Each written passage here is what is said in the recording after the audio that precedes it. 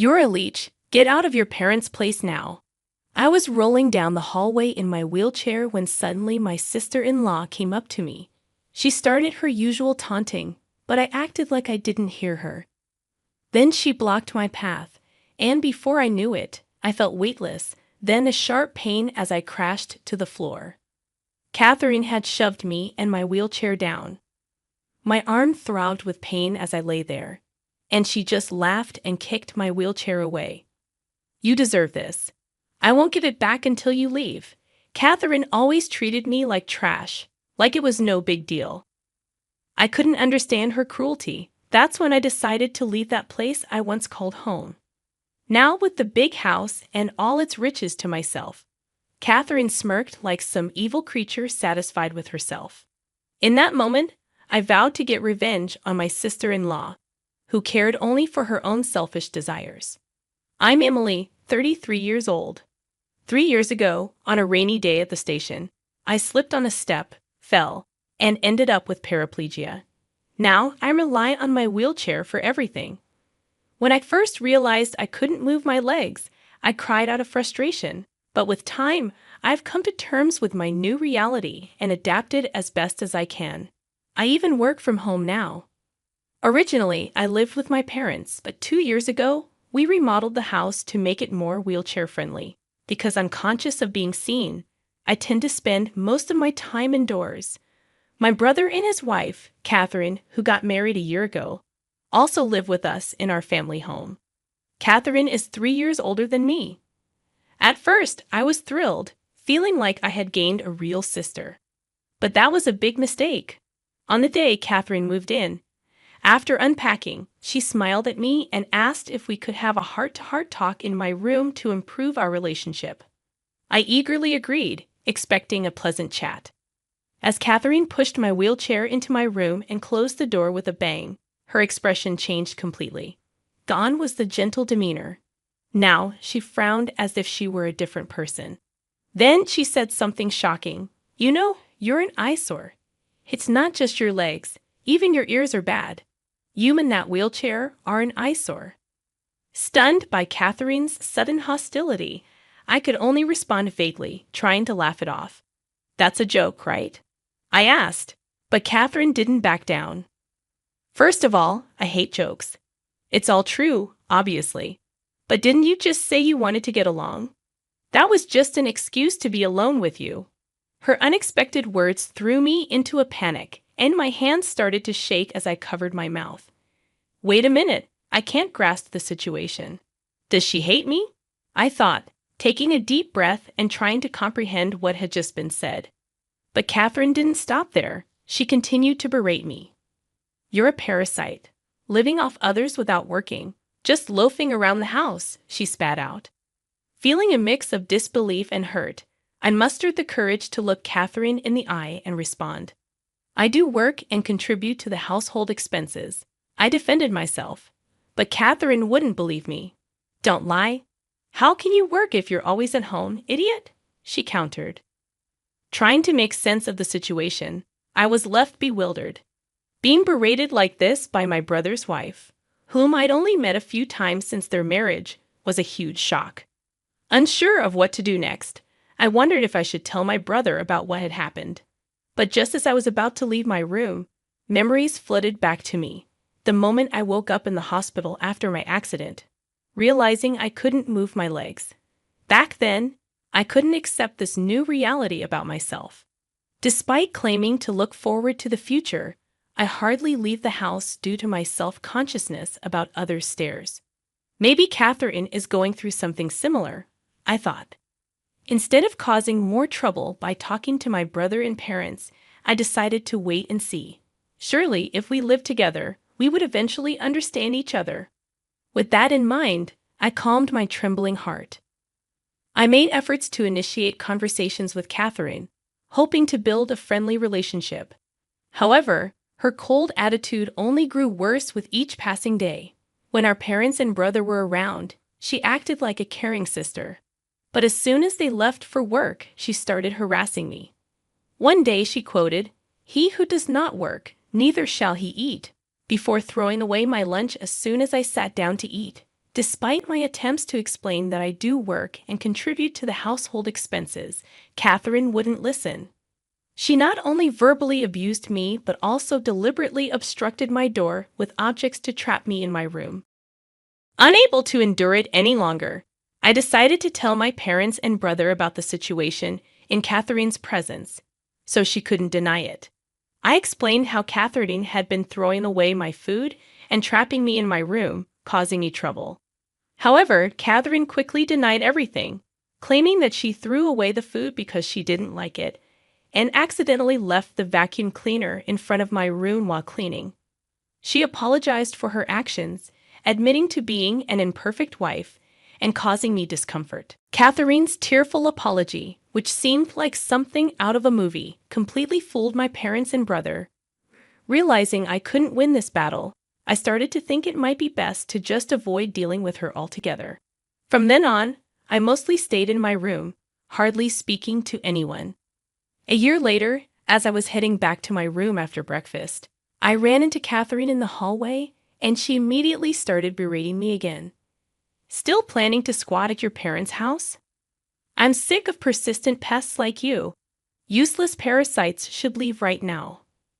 Though being verbally abused had become routine, I pretended not to hear her. But when she blocked my way and refused to move, I tried to push past her. That's when she sneered and forcefully kicked my wheelchair. I was jolted by the impact and tumbled to the ground, feeling a sharp pain shoot through my arm. Struggling to get up, I found myself unable to lift the fallen wheelchair. As I lay there in pain and humiliation, Catherine stood over me, arms crossed, trying to contain her laughter. Pathetic, she scoffed. What a sight. Begging for help, I pleaded for her to return my wheelchair. But she only kicked it further away, out of my reach, saying she wouldn't give it back until I agreed to leave the house. Seeing her look down on me while committing such cruel acts made me realize I had to leave the home I once knew. With newfound determination, I decided to move to a high-rise apartment. But Catherine scoffed at the idea, mocking my ability to afford it. Despite her disbelief, I insisted on leaving the house and asked for my wheelchair back. The helper will be here soon, so ask them for help. Finally, I can get rid of this money eater. Now this big house and all its wealth are all mine. Get out your precious wheelchair and start packing right away. For the first time, I realized this was Catherine's true nature, to go to such lengths for her own desires. She truly was a terrifying person, becoming the devil in my eyes.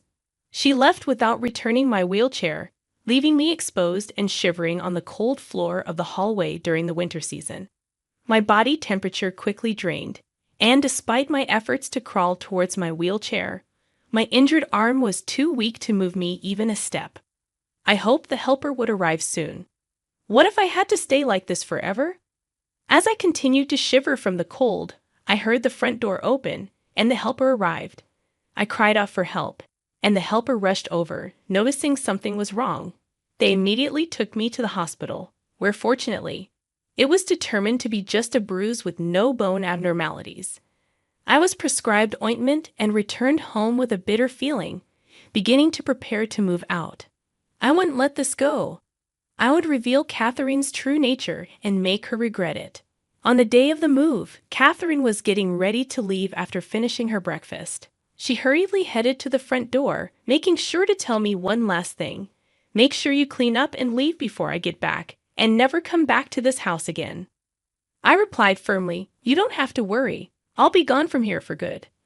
Then, with a bitter finality, I said, goodbye forever. Goodbye. Catherine seemed unusually cheerful, and I couldn't help but wonder what her reaction would be when she found out about the impending tragedy that awaited her. My plan was nearing completion, but despite this, leaving the home I had grown attached to felt like being forcefully pulled away. I bid my farewells by touching the pillars and walls one last time, expressing my gratitude. Goodbye, my beloved home. Thank you for everything. As the moving truck drove away, I watched the house disappear from view, feeling a sense of longing. True to my word to Catherine, I moved to the top floor of a high-rise apartment. Looking out at the view outside, I felt a sense of excitement about my new life. However, my moment of excitement was interrupted by a phone call. Glancing at the screen, I saw Catherine's name displayed. Calmly, I answered the call. "Hey, what's going on?" Catherine's voice sounded frantic. "There's nothing left in the house." "What's going on?" I replied coolly, "It's because I've moved out. I'm busy, so I'm going to hang up now." But Catherine wasn't having it. "Wait a minute. Who gave you permission to do such a thing? There's no TV, no air conditioner, not even a dresser. What have you done? Everything in the house was bought by me, so I don't need permission, do I?" "Nonsense. Return them at once." Catherine's voice rang with indignation. I remained firm. "I won't be returning any of my belongings. By the way, the house is being converted to barrier-free, and the utility bills have all been paid by me. You know, I should actually be asking you for money." Catherine couldn't believe it. "You can't be serious. You don't like jokes, so I'm being honest here. And yes, I've moved to a high-rise apartment, just as I declared. It's the top floor, so the view is amazing." Since she called, I took the opportunity to tell her the truth that Catherine never bothered to listen to before. "Did you know that the person you've been ridiculing all this time was the one providing you with food and a place to live? How do you feel now?" Catherine scoffed. "That can't be.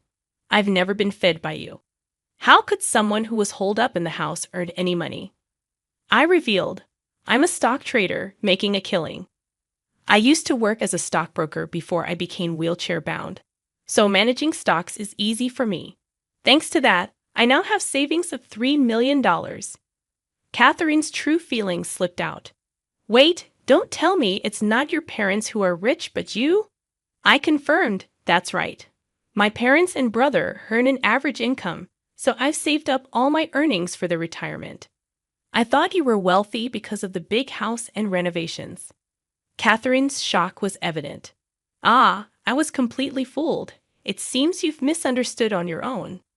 I continued, "By the way, I also manage assets, and aside from the apartment I moved into today, I own several other properties. The real winner here is me." Catherine's tone turned hostile. "You? I won't forgive you." But I remained unfazed. "Make all the noise you want. You should be more worried about yourself, though. I've put the house up for sale. We've already moved out with my parents and brother, so you're the only one left behind." Catherine's panic was palpable. "That's too much. My parents and brother have moved out with me." I chuckled inwardly. "Oh, right. I forgot to mention, my brother has already blocked your phone and emails." Catherine's desperation was evident as she tried to contact my brother, only to be met with failure. "All this was possible because you knocked me over in my wheelchair and injured me. Thank you for that." I concluded. The helper saw what happened and told my parents, which is why my family cooperated with me. In fact, we have been secretly planning to leave the house without Catherine noticing. Moreover, my brother had prepared something else to ensure Catherine would be caught off guard. "Didn't my brother suggest last night, why don't you go out tomorrow? It's going to be tough with the move. That was to empty the house without you noticing." Catherine was silent for a moment, likely at a loss for words. Then she suddenly changed her tone, attempting to sound sweet. "Emily, I guess I went a bit too far with my pranks. From now on, I'll cherish you, so let's get along." But I wasn't buying it. "Lying like that will only make your nose grow like Pinocchio. Don't nitpick. I want to be like real sisters with you, Emily." I couldn't stand her deceit. "I can't stand to listen to such nonsense. By the way, this whole conversation is on speakerphone, and both my parents and brother are listening. And none of them will forgive you. But my brother will divorce you. So please, live well on your own." Catherine realized she was getting nowhere with me and made a last-ditch effort. "Honey, can you hear me? This divorce talk is just a joke, right?" My brother didn't seem inclined to answer her question. He was listening and laughing at her distress. "Shut up," was all Catherine got in response. "Hey, let's talk this over properly, okay?" Catherine pleaded. Okay. I'll find out where the high rise is and come over right away. Please tell me where it is." Surprised by her belief that she could still be forgiven, we all burst into laughter. But considering Catherine's persistence, I sternly warned her in a firm voice, "If you try to enter the high rise without permission, I will sue you for trespassing." Catherine tried to brush off my warning. "Oh, don't say such scary things. I'm very serious." But I wasn't backing down. Moreover, for knocking me over in my wheelchair and causing injury, as well as the emotional distress, I will file a civil lawsuit for compensation. I have the medical certificate, so you can't escape this. Pay $20,000 promptly, please. Catherine panicked. "If I have to pay that, I'll be broke. You have $3 million. You don't need the money." But I stood firm. "I'm demanding compensation to make you reflect on your actions. If you disagree, talk to my lawyer. So goodbye forever." Desperate not to lose her wealthy spouse, Catherine apologized. "I apologize. I'll change my ways, so please forgive me." But I wasn't buying it. "Forgive you? You must be joking." I cut her off decisively, in the end, just to be safe. I took precautions to ensure Catherine couldn't enter the high-rise apartment. I gave a photo of her to the manager and informed them that she was a person of concern. If she even steps inside, the security guards will immediately rush over. My brother no longer wanted to see Catherine's face, so I asked a lawyer I know to finalize the divorce. Since Catherine had squandered my brother's earnings, she only received $20 in the property division. She was living in the house we put up for sale without permission, but was discovered by the real estate company that bought it and was fined for trespassing. Now a criminal, Catherine has become unwelcome even at her own family's home and is wandering the streets without a place to go. As promised, I filed for $2,000 in compensation. I will make sure she pays it no matter what. Our family has moved to a spacious, newly built high-rise apartment and is enjoying our days leisurely. While the large detached house was nice, the unobstructed views from the expansive windows are a refreshing change for me, who always sits in a wheelchair. On clear days, a beautiful mountain range is visible, and at night, the illumination from the building sparkles, providing new delights.